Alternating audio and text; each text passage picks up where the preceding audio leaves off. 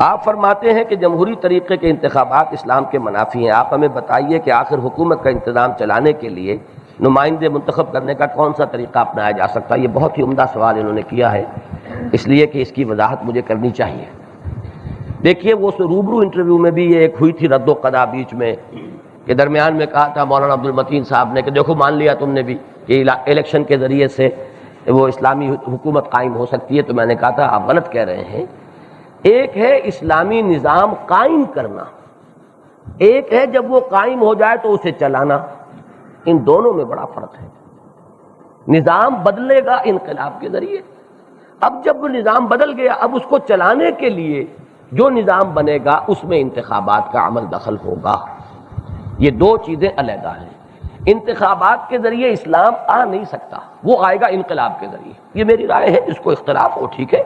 میں نے تو کل بھی کہا جس کا یہ خیال ہے کہ نہیں انتخابات کے ذریعے کام ہو سکتا ہے وہ اس میں محنت کرے تو خلوص اور اخلاص کا اللہ تعالیٰ کے ہاں اجر پائے گا. میرے نزدیک اس کی کوشش دنیا میں برابر نہیں ہوگی، یہ بات دوسری ہے، لیکن یہ کہ آخرت میں اس کا اجر محفوظ ہے اگر وہ خلوص کے ساتھ یہ سمجھتا ہے. لیکن میری رائے یہ ہے کہ اسلام لانے کے لیے انقلابی جدوجہد ضروری ہے، جس کا کہ ہمیں پورا نقشہ وہ اختیار کرنا ہوگا جو نبی اکرم صلی اللہ علیہ وسلم کی سیرت مطہرہ میں ہمیں جدوجہد کا نقشہ نظر آتا ہے.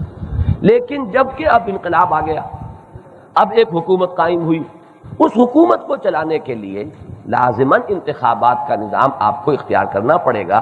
یہ دوسری بات ہے کہ اس کا طریقہ آپ کیا اپناتے ہیں، عورتوں کو ووٹ دیتے ہیں یا نہیں دیتے. مردوں میں بھی اگر ووٹ کا عمر کیا معین کرتے ہیں، 20 سال کرتے ہیں، 25 سال کرتے ہیں. یہ مختلف ممالک میں مختلف ہیں. 18 سال کرتے ہیں، 17 سال کرتے ہیں. میچورٹی ایک ہوتی ہے انسان کی جسمانی بلوغت، تو وہ تو لڑکا 12 برس کا بالغ ہوتا ہے. تو آپ نے یہ 6 سال کیوں اس کی زندگی میں سے نکال دیا، اسے ووٹ کیوں نہیں دے رہے؟ اور اگر کوئی نفسیاتی اور عقلی بلوغت ہے تو وہ 18 برس میں نہیں ہوتی. میرے نزدیک قرآن مجید سے مجھے جو روشنی ملی ہے اس بلوغت کی عمر 40 برس ہے، حتیٰ اذا بلغ اشدہ وبلغ 40 سنۃ. لیکن یہ میری ذاتی آراء ہے. وہ تو جب انقلاب آئے گا تو اس کو چلانے کے لیے اب کیا نظام بنانا ہے اس کے بارے میں غور ہوگا. لیکن اصولاً یہ بات ہے کہ اس کو چلانے کے لیے انتخاب کے سوا چارہ کار نہیں ہے. اس کے طریقے ہمارے ہوں گے، اصول ہمارے ہوں گے، ہم مستنبط کریں گے کتاب و سنت سے، سیرت سے، خلفائے راشدین کے دور سے، وہاں سے اصول لیں گے.